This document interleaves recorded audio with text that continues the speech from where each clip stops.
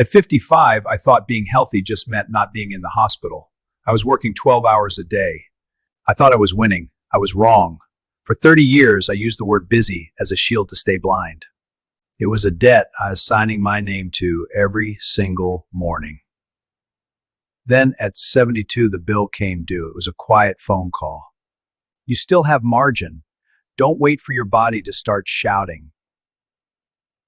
I am 72 years old, and I'm about to tell you something that will probably surprise you.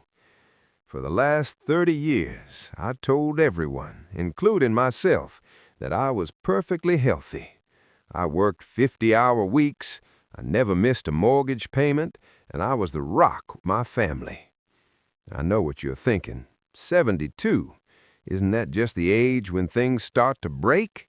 Isn't it just bad luck? You think maybe I had bad genes or I was just reckless. Maybe that is what it looks like from the outside. But from the inside, I was slowly disappearing under the weight of my own neglect. And if you're sitting there at 50 or 60 right now, telling yourself you're fine just because you can still get through the workday, I need you to hear this, because I wasted decades believing the same lies you might be believing right now. But before I tell you what the doctor said, I need to tell you why I stayed away from his office for so long, because that is the part nobody talks about. They ask what the diagnosis was, but they never ask about the 30 years of quiet choices that led me to it. Back in the 90s, I was invincible, or at least that's what I told the person in the mirror. I was 42 years old, and my life was a giant list of things to do. I had a mortgage that felt like a mountain, 2 kids who needed braces and college funds, and a boss who didn't care about my sleep. I thought being a man meant being a machine. If I felt a little tightness in my chest when I climbed the stairs, I didn't think call the doctor. I thought stop being lazy. I thought health was something you only worried about when you couldn't get out of bed. As long as the lights were on and the cars had gas, I figured I was winning the game. I treated my body like a credit card. I kept swiping and swiping, taking out loans of energy I didn't actually have. I would drink an extra pot of coffee to hide the fact that my heart was racing for no reason. I would take a handful of pills to dull the back pain so I could sit in an office chair for another 10 hours. I called it being a provider. I called it sacrifice.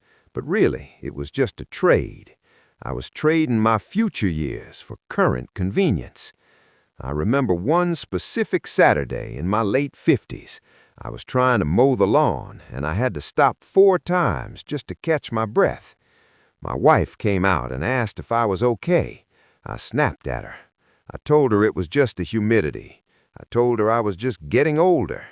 That is the most dangerous lie we tell ourselves, that losing our vitality is just a natural part of turning a page on the calendar. It isn't. It was my body whispering to me, trying to tell me that the bill was getting higher every single day. Think about that for a second. We spend our lives building things. We build careers, we build homes, we build reputations. I spent 30 years building a life for my family, but I was building it on a foundation of sand. I remember the long commutes, sitting in traffic for 2 hours a day, gripping the steering wheel so tight my knuckles turned white. I felt the stress in my neck. I felt the acid in my stomach. I just assumed that was the price of admission for a middle-class life. I thought everyone felt like that. I thought that being tired was just the uniform you wore when you were a grown-up with responsibilities. I didn't realize that every time I ignored that tension, I was adding another brick to a wall that would eventually trap me. By the time I hit 60, the world started to feel a little narrower. I wasn't in pain exactly. I was just dim, like a light bulb that was starting to flicker. I stopped going for walks because my knees felt like they were full of sand. I stopped playing with the grandkids because I didn't have the wind for it. But I still didn't go to the doctor. Why? Because I was scared. Deep down, I knew the ledger didn't balance. I knew I had been ignoring the check engine light for 30 years, and I was terrified of what the mechanic would say. I told myself I didn't have time for a checkup. I told myself the copay was too high. But the truth was, I was just a coward. I was brave enough to face a board of directors and brave enough to face a failing economy, but I wasn't brave enough to face my own reflection in a hospital gown. So I stayed busy. I stayed distracted. I kept telling everyone I was fine until the word lost all its meaning. I want you to really look at that word, fine, F-I-N-E. In my life, it stood for feelings I'm not expressing. Or maybe it stood for failing in nearly everything regarding my own well-being. I used that word like a wall. When my daughter would ask why I was limping, I'd say, I'm fine. When my son noticed I wasn't eating much, I'd say, I'm fine. It's a very polite way of telling the people who love you to mind their own business while you slowly fall apart. I spent my 65th birthday celebrating my retirement, and everyone was making toasts about how I had finally made it. They saw a man who had successfully crossed the finish line. I saw a man who was out of breath and terrified that the race wasn't actually over. Then came the day I turned 72. It wasn't a heart attack. There were no sirens or flashing lights. It was just a routine test my daughter basically forced me to take. I sat in that small room with the crinkly paper on the table, and the doctor walked in. He didn't look at me for pity. He just looked at his computer screen.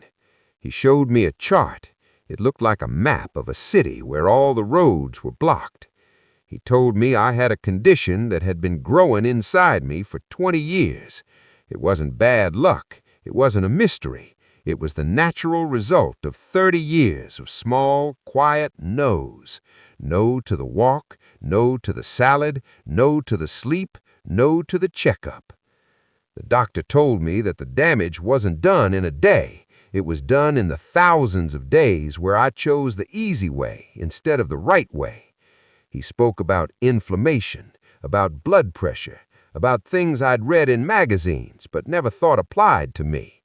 He used words like chronic and cumulative. Those words are heavy. They mean that you didn't just trip and fall.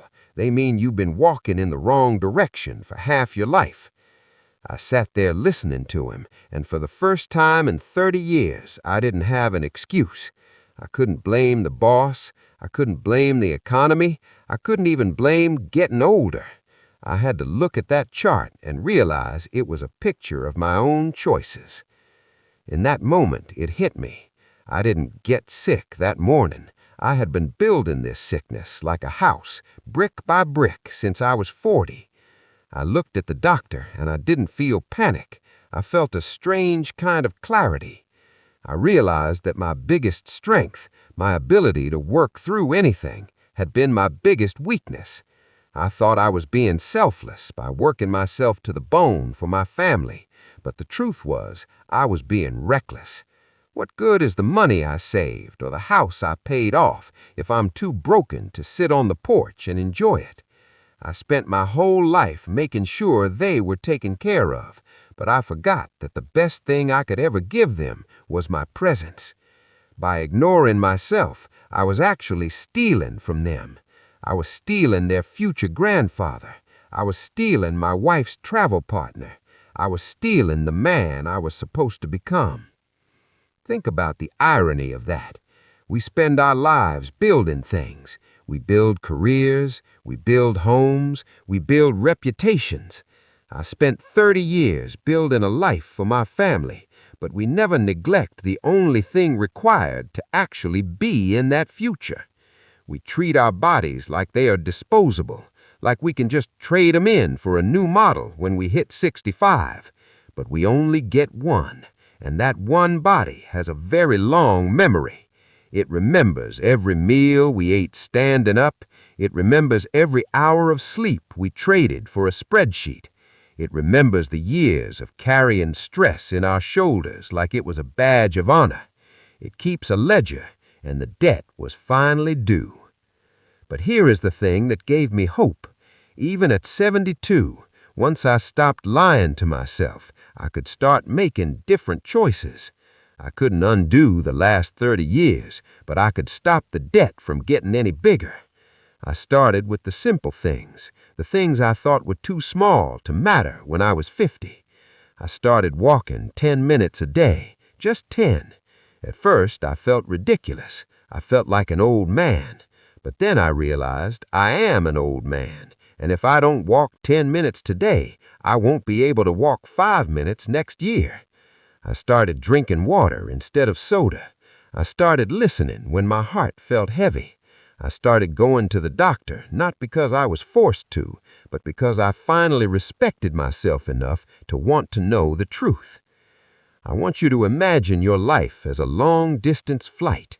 For the first half of the trip, you have plenty of fuel. You don't think about the engines. You don't think about the landing gear. You're just flying.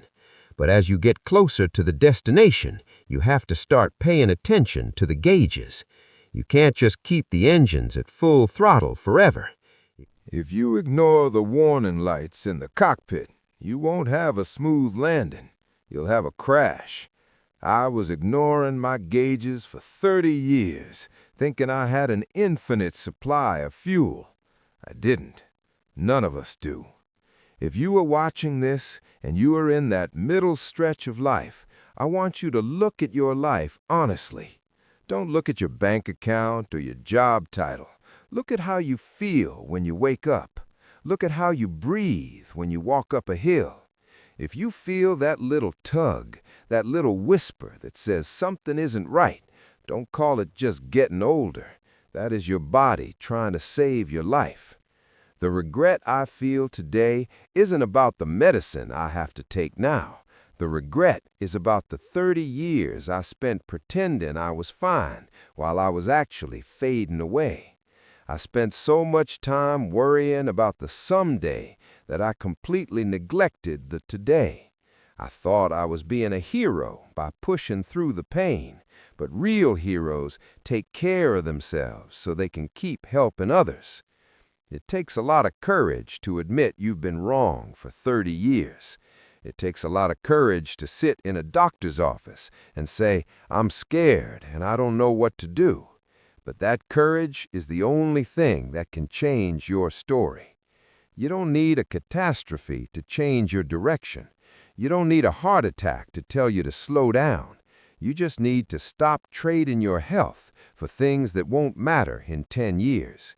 The promotion, the extra overtime, the bigger house, none of those things will hold your hand in a hospital room. None of those things will help you walk your daughter down the aisle.